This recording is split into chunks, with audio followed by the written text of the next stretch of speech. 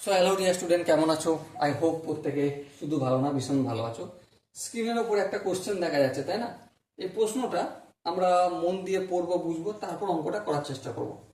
কি বলেছে দেখো, a shopkeeper incur a loss of 80% while selling an article for rupees 46. What will be the selling price of the article to gain 6%?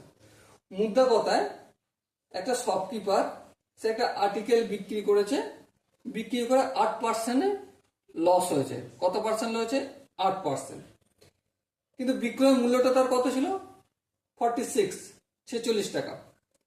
ঠিক আছে, তো এবার গল্প হচ্ছে যে আমি ওই আর্টিকেলটা যদি বিক্রি করি 6% লাভ হবে, তাহলে আর্টিকেলটার দাম কত হবে? ওকে, দেখো আমরা কি কস্ট প্রাইস জানি? না, কস্ট প্রাইস আমরা জানি না, সেই জন্য কস্ট প্রাইস আমি এক্স রুপিস ধরে নিলাম। ওকে, এবারে সেলিং প্রাইস কত? সেলিং প্রাইস কত বলেছে দেখো, 46, তাই তো নাকি? দেখে নিই একবার। হ্যাঁ ঠিক, 46 রুপি। ওকে, এবারে আমরা বলো সেলিং প্রাইস সমান কি জানি? সেলিং প্রাইস সমান জানি কস্ট প্রাইস প্লাস বা মাইনাস, কিন্তু এখানে লস হচ্ছে তাই এখানে হবে মাইনাস। কস্ট প্রাইস এর কত পার্সেন্ট? দেখো লস করেছে 8%, তাহলে ইন্টু 8/100 ইকুয়াল টু 46। বলো এখানটা কি বুঝতে পেরেছো? আই হোপ বুঝতে পেরেছো। কেন বুঝতে পারবে না? বোঝা তো খুবই সহজ জিনিস, চেষ্টা করে একটু বোঝার। সেলিং প্রাইস বলতে কি বুঝি? Selling price equal to cost price plus profit. হ্যাঁ ঠিক। আবার সেলিং প্রাইস কখন হয়? Cost price minus loss. তো এখানে লস হয়েছে তাই আমি লসটা লিখলাম।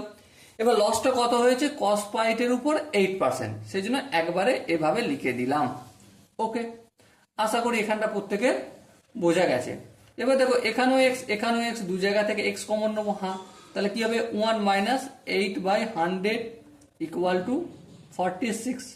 ওকে, এবার লক্ষ্য করো এক্স ইন্টু এটা নিচেতে 100 হবে, 1 থেকে 1 - 8/100 এটা যদি বিয়োগ করি কি হবে? 92 হবে, কারণ দেখো 100 সঙ্গে 1 দিয়ে গুণ, 1কে 100 দিয়ে গুণ হয়ে যাবে প্রথমেই। 100 - 8 সমান 92 equal to 46। So x equal to কত হবে? 46 তো ছিল, এই 100টা অপোজিট দিকে গেলে কি হয়ে যাবে? গুণ হয়ে যাবে। আর 92টা এদিকে আসলে কি হয়ে যাবে? ভাগ হয়ে যাবে। 46 1 কে 46, 46 দুগুণে 92, 2 1 কে 2, 50 দুগুণে 100। সো এক্স এর ভ্যালু কত পেলাম? 50। এক্স এর ভ্যালু 50 পাওয়ার অর্থ কি?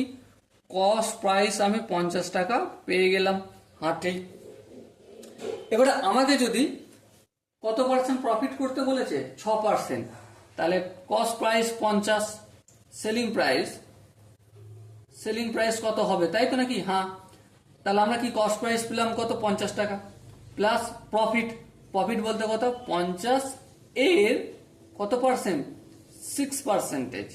ওকে, সো কি হবে দেখো, 50 প্লাস 50 ইন্টু 6/100। এই 50 একে 50, 50 দুগুণে 100, 2 1 কে 2, 3 দুগুণে 6। সো আলটিমেট কি পেলাম? 50 plus 3 equal to 53 rupees. So selling price 53 টাকা হবে। কখন হবে? যখন 6% প্রফিট হবে। Okay, so dear student, I hope তোমরা প্রত্যেকে বুঝতে পেরেছো। যদি কোনো জায়গায় বুঝতে অসুবিধা থাকে, ডাউট থাকে, কনফিউশন থাকে, তার জন্য কি করতে হবে? কমেন্টে জানাতে হবে। ওকে, সো দেখা হচ্ছে পরবর্তী সেশনে। ততক্ষণ পর্যন্ত ভালো থেকো, সুস্থ থেকো এবং জয় হিন্দ।